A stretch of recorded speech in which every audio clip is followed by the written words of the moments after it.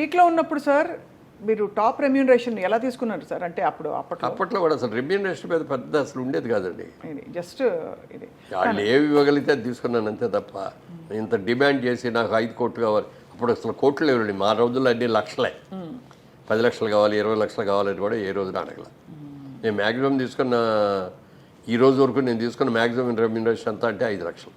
కానీ అందులో పొదుపు చేశారు చూడండి సార్, సేవ్ చేసి దీన్ని గ్రో చేశారు. అది గ్రేట్ సార్. ఎంత దాచుకోవాలి సార్ సుమారుగా? మీరు ఒక బిజినెస్ మ్యాన్ కాబట్టి రూపాయి సంపాదిస్తే, ఇప్పుడు మా అలాంటి ప్రొఫెషనల్స్ ఉంటారు, లేదు ఇంకో కొంచెం ఏదైనా రూపాయిలో ఎంత దాచాలి సార్ ముందు? ఎంత దాచుకోవాలంటే 100 రూపాయలు జీతం సంపాదించుకునేవాడైనా సరే 10 రూపాయలు 15 రూపాయలు రాగానే ముందు తీసుకెళ్ళి ఆ డబ్బాలో వేసేయాలి. ఆ మిగిలిన 80 ఖర్చు పెట్టుకోవాలి.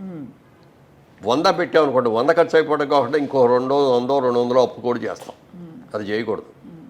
నేను ఉన్నా లేకపోయినా తిన్నా తినకపోయినా ఈ 20 రూపాయలు ఈ 20% తీసుకెళ్ళి నేను పక్కన వేయాల్సిందే అనేది స్ట్రిక్ట్గా పెట్టుకుంటే ఈజీగా పైకి రాగలుగుతాం. ఈజీగా అంటే వేస్ట్ అవ్వకుండా ఉన్నంతలో జాగ్రత్త చేసుకుంటాం. ఆ వచ్చిన దాన్ని మళ్ళీ అది ఆ ఫ్రెండ్ అడిగాడు, లేకపోతే వీళ్ళు అడిగారు, ఈ ఆడేదో మందు అవుతా ఏదో అప్పు అడిగాడు, ఇవన్నీ ఇవ్వకూడదు. జాగ్రత్త పడాలి. జాగ్రత్త.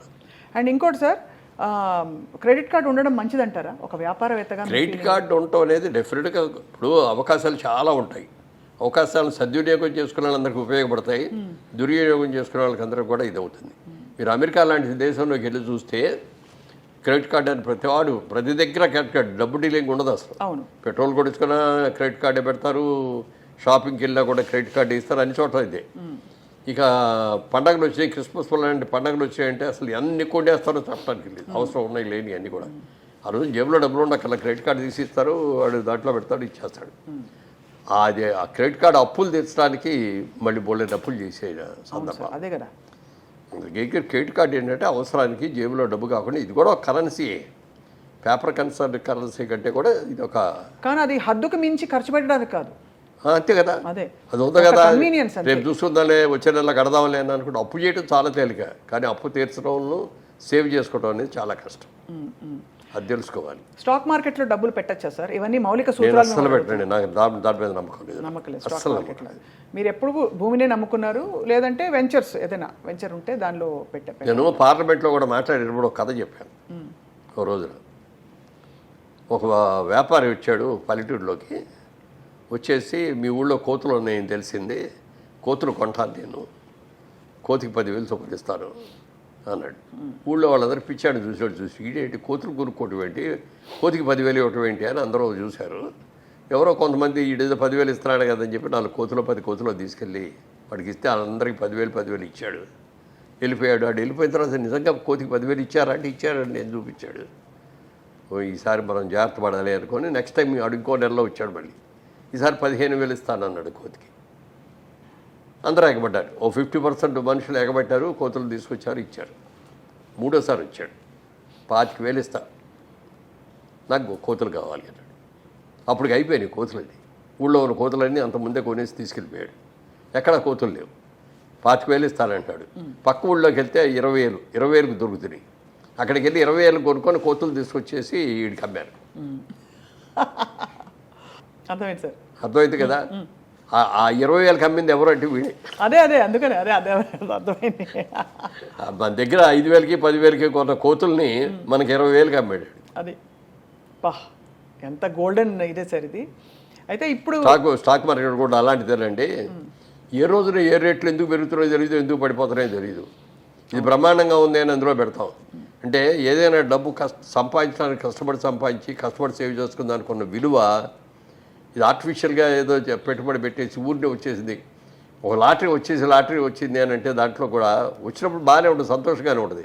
కానీ హార్డ్ ఎర్న్ మనీ అనే దానికి ఉన్న విలువ ఈజీ మనీకి ఉండదు. ఈజీ మనీ ఎలా వచ్చిందో అలాగే పోతుంది. హార్డ్ ఎర్న్ మనీ మనం జాగ్రత్తగా కాపాడుకుంటాం కదా సార్. అది. అండ్ ఫైనలీ సార్, రియల్ ఎస్టేట్లో డబ్బులు పెట్టాలంటే మీ సలహా ఏంటి సార్? చాలామంది ఇవాళ జయభేరి అనగానే one of the most trusted names. So మీ సలహా ఏంటి సార్? డెఫినెట్గా మంచిది. మాలాంటి ఉద్యోగస్తులు ఎవరైనా సరే, ఇప్పుడు నా ఇంటర్వ్యూస్లో నేను చెప్పిన ఇట్లాంటి మాటలు అన్నీ కూడా విని చాలామంది ల్యాండ్ మీద ఇన్వెస్ట్ చేశారు. నేను ఎక్కడికో వెళ్తా అంటే, ఏమండి మీ ఇంటర్వ్యూ చూసామండి, మీరు చెప్పింది బాగుందండి, నేను కూడా ల్యాండ్ కొన్నానండి, ఏదో ఇన్ని స్థలాలు కొనుక్కున్నానండి, బాగా పెరిగినాయండి, డబల్ అయినాయండి, ట్రిపుల్ అయినాయండి అని చెప్పిన వాళ్ళు ఎంతోమంది ఉన్నారు. అందుకని నేను ఇంకోటి వ్యాపారం చేస్తూ మీరు భూమి కొనుక్కోండి అని నేను చెప్పలేను కదా. అవును, అర్థమైంది అదే. తర్వాత సేఫ్టీ ఇది. ఇప్పుడు ఏదైనా కొంటే, ఇప్పుడు వ్యాపారం చేసేవారు వ్యాపారంలో లాభం రావచ్చు, నష్టం రావచ్చు, కానీ భూమికి మీద నష్టం ఉండదు. అవును, పెరిగేదే తప్ప తరిగేది కాదు, పాడైపోయేది అంతకంటే కాదు. కాబట్టి అంటే కొనుక్కునేటప్పుడు లీగల్గా కరెక్ట్గా ఉన్నాయా లేదా, దానికి హద్దులు సరిగ్గా ఉన్నాయా లేదా అని చూసుకొని మనం కొనుక్కున్న దాన్ని ప్రొటెక్ట్ చేసుకోవాలి మనమే. ఇక్కడ హైదరాబాద్ లాంటి చోట మనం ప్రొటెక్ట్ చేసుకోకపోతే ఎవడో ఒకటి వచ్చి అక్కడ ఇల్లు కట్టేస్తాడు. మాకు ఇదిగో ఈ ప్రాజెక్టులోనే ఒకటి జరిగింది అట్లాగే. ఇక్కడ స్థలం అమ్మే ఒకటి, అంటే మామూలుగా వాస్తు ఎక్కువ చూస్తాం మనం. ఒకటి వాస్తుగా లేని సైట్లు కొన్ని ఉంటాయి, వీధి సోలను అయ్యాయి. అవి జనరల్గా ముస్లిమ్స్ కొనుక్కుంటారు, వాళ్ళకి వాస్తు మీద నమ్మకం ఉండదు. అదే కొంచెం తక్కువ ఇస్తాం కూడా ఆ రేటు. అందుకని అట్లాంటివన్నీ వాళ్ళు కొనుక్కున్నారు. ఒక మిలిటరీ ఆఫీసర్, ఒక ఆయన రిటైర్డ్ మిలిటరీ ఆఫీసర్ నా దగ్గరకు వచ్చి, ఇలా నేను నా డబ్బు ఇదండి, రిటైర్మెంట్లో నాకు వచ్చిన డబ్బు, దీన్ని ఎక్కడో చోట ఇన్వెస్ట్ చేయాలి, మంచి వాళ్ళు ఎవరి దగ్గర చేయాలా అని చెప్తే మీ పేరు చెప్పారండి అని చెప్పి వచ్చి ఇస్తే ఇన్వెస్ట్ చేసి సైట్ ఇచ్చాం. కొనుక్కున్నాడు. సంవత్సరానికి ఒకసారి వచ్చి కనపడి ఇక్కడికి వచ్చి ఏమండి అని సైట్ చూసుకొని వచ్చేవాడు. కూర్చొని కాసేపు కాఫీ కదా వెళ్ళిపోతా ఉండేవాడు. ఓ రోజున వచ్చి, ఏమంటే నా స్థలంలో ఎవడో ఇల్లు కట్టేశాడండి అన్నాడు వచ్చి. మీ స్థలంలో ఎవడో ఇల్లు కట్టడం ఏంటంటే అని వెళ్ళి చూస్తే నిజంగానే ఆయన స్థలంలో ఇల్లు కట్టేశాడు. ఎవర్రా నువ్వు అని అడిగితే, నాదేనండి, నేను కొనుక్కున్న సైట్ కదా అన్నాడు. ముస్లిం అన్న అతను. నీ సైట్ పక్కది కదా, ఇది కాదు కదా అంటే, ఏమనండి ఇదే అనుకున్నానండి నేను అన్నాడు. మరి ఎట్లా ఇప్పుడు నా సైట్ తీసుకోమనండి అన్నాడు. నీ సైట్ వాస్తుకి ఎకనిస్ట్ వాడు తీసుకోడు అయినా, నువ్వు కొనుక్కో ఇప్పుడు ఆ స్థలం అన్న. అంటే నా దగ్గర డబ్బులు ఉన్న డబ్బులని పెట్టి ఇల్లు కట్టారని నా దగ్గర డబ్బులు ఏం చేయాలి? వెంటనే ఇంకో ప్లేట్ ఎవరో అమ్మేవాళ్ళు ఉన్నారో చూసి ఆ సైట్ మేము కొని ఆ సైట్ ఆయనకి ఇచ్చాం. ఇవ్వగా ఆయన ఎంత ఆనందపడిపోయాడంటే, ఎంతమంది దగ్గరికి వెళ్ళి చెప్పాడు ఇది చెప్పడానికి. ఆ పాజిటివ్ న్యూస్ని స్ప్రెడ్ చేస్తే వీళ్ళ దగ్గరికి వెళ్తే నమ్మకం, గ్యారంటీ అనేదాన్ని. ఇప్పుడు ఊరిని బిల్డప్ పోదండి, నేమ్ బ్యానర్ నేమ్ రావటం, మంచి సినిమాలు తీస్తే బ్యానర్కి మంచి పేరు వస్తుంది, వ్యాపారం కరెక్ట్గా చేస్తే ఆ వ్యాపార సంస్థకి మంచి పేరు వస్తుంది. అట్లా నిజాయితీగా ఉన్నారు. ఒక్కొక్కసారి మనకి నష్టం వస్తుంది, వచ్చినా కూడా మన కస్టమర్ని ఎప్పుడు కూడా చేయకూడదు. మేము మొట్టమొదట వ్యాపారాన్ని మొదలుపెట్టినప్పుడు ఇట్లా గాజు అద్దం ఉండేది, దాని కింద ఒక కాగితం పెట్టుకున్నాం, customer is our God, customer is our pay master, customer is always right అని పెట్టుకున్నాం. అందుకని కస్టమర్ ఎవరు వచ్చినా చాలా గౌరవంగా చూస్తాను, చాలా గౌరవంగా మాట్లాడతాను. మనకి వాళ్ళ ఆనందం ఏంటంటే ఈ కస్టమర్లు రాబట్టే కదా మనకి ఏదో ఫీలింగ్. తర్వాత కస్టమర్ ఈజ్ ఆల్వేస్ రైట్ అని పెట్టుకుంటాం. మన దగ్గరికి వచ్చి ఏదో అనేటప్పుడు అతను ఏదో బాధిస్తాడు, నీది వాడేది తప్పు, ఇది నేను చెప్తున్నాను, నేను నా ఎక్స్పీరియన్స్ అని నేను అనకూడదు.